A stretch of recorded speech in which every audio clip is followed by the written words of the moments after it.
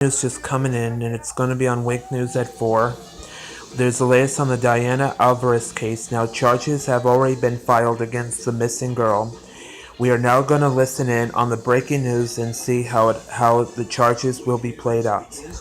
So here goes the breaking news. In the case against the main suspect in this girl's disappearance. Prosecutors say he murdered her. We're in this for mom, so we'll stay in it until the end.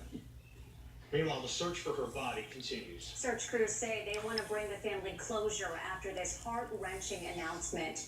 And the state attorney's office also announced charges in another murder case. These three are accused of ambushing and killing a taxi driver. Two of them are children. One is 13 years old. Wake News at 4 brings you the full details of these two major cases.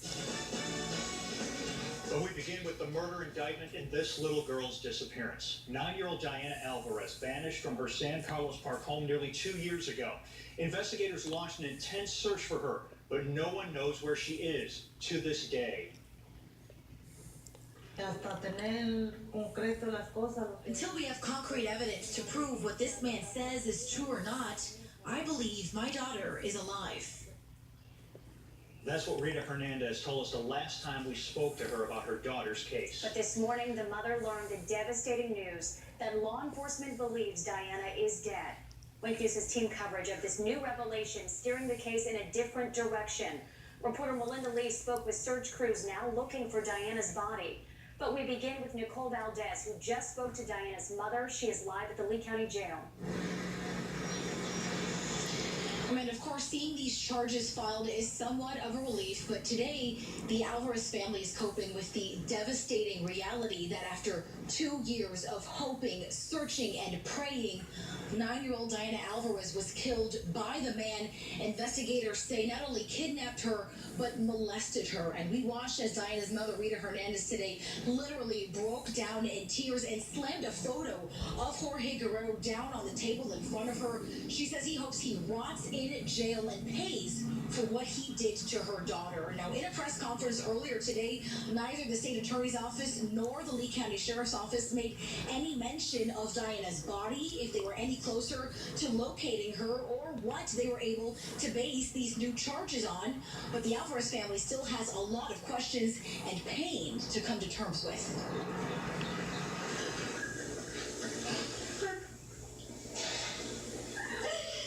No puedo. Es una niña que tenía vida por delante. She was a child that had her whole life in front of her. Era difícil de no compartir un cumpleaños de ella. It's difficult that I won't be able to have her birthday with her. Now, even though Guerrero is now charged with first-degree murder, the state attorney's office says his maximum sentence will be life in prison. That means he will not be facing the death penalty in this case based on the grand jury's indictment. Coming at 5, Diana's family insists that they were not notified by investigators about these new charges beforehand. We're breaking down their claims as well as the state attorney's office response. Live at the Lee County Jail, I'm Nicole Valdez. Wake News now. All right, Nicole, thank you. Wake News reporter Melinda Lee continues our coverage from the courthouse of this major change in Diana's case. Melinda, what are search crews planning to do now? Well, the team searching for Diana Alvarez says, "We're in this for mom," referring to the mother of that little girl. We just spoke to them after today's announcement, and they say they aren't giving up.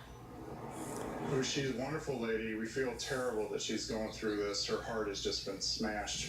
So we'll stay in it until the end.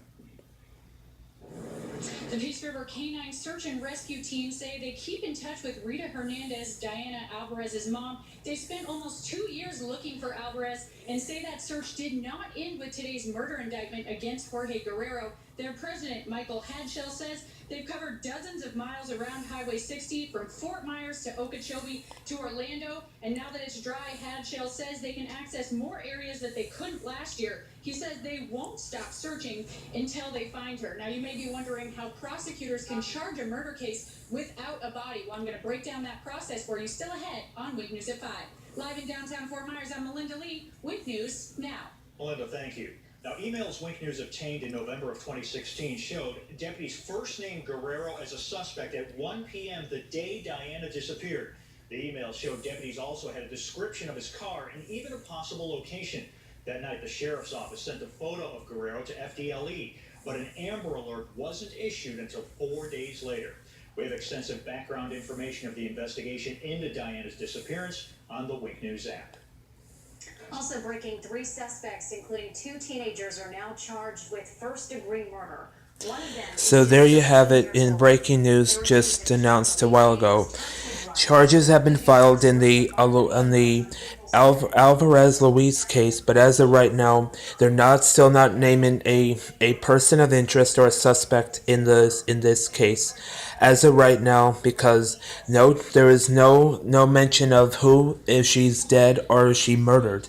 They still have to look through all the areas to see where her body is first. When they find the body, then what they're gonna do, they're gonna send a crime scene investigation team to the scene, and they're gonna test the body out to find out if that is really the body of Luisa Rodriguez. So you have to wait and tune in and find out what happens as more information comes into play.